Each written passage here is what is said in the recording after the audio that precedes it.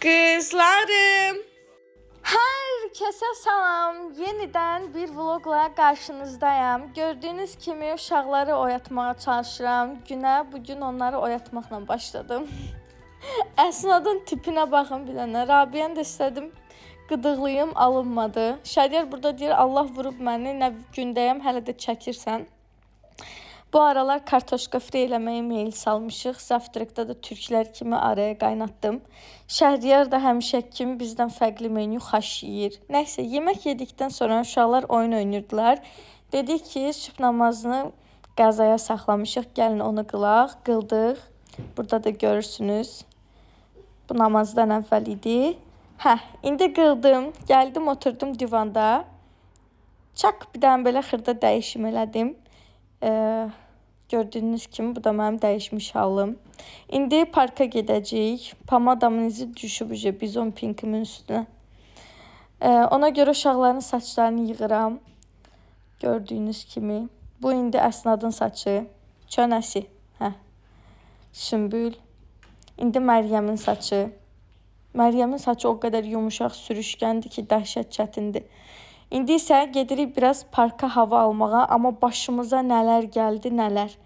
Heç nədən xəbərsiz mindik maşına. Gəldik parka, yol üstü marketə dəydik. Öz ağlımızca həm oturub hava alacağıq, həm də uşaqlar oynayacaq, amma elə olmadı. Burada Uğur böcəyi tapıb Məryəm. Video çəkirik. Şəhriyarın bir videosu var idi. Hal-hazırda səhifəsindədir, paylaşmışıq. Girib baxa bilərsiniz.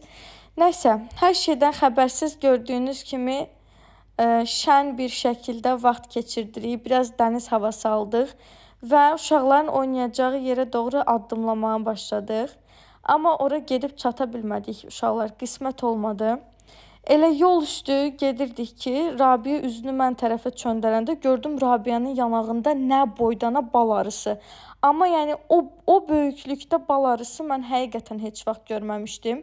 Rabiyə sifətinə çəyirtkə qonduğunu düşüb arıya necə şillə vurdusa, daha doğrusu özünə, Rabiyyənin yanağını arı iynələdi və qaçdı. Gördüyünüz kimi ayağını elə yerə vururdu ki, uşaq ağrıdan dəhşət, gözündən su gəlirdi. Burada hələ uşaqlar heç nədən xəbərsiz qalmışdılar.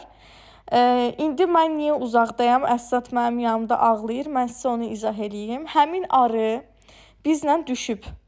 Şəhriyar ona görə kurtkasını çıxardıb ki, Rabiyyənin yanağına palçıq vuran yerdə arı bu dəfə də gəldi. Əsnadın tipi.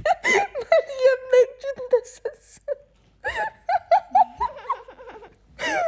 Qorxularından ağlayırlar. Ayrı vaxt deyirəm, kutkavuzu geyinin, kapşon kavuzu taxın, taxmırlar. Arının şotuna hamı büründü. Nəysə, Şəhriyarın belindən arını bir təhər uzaqlaşdırandan sonra qorxa-qorxa gəldik evə.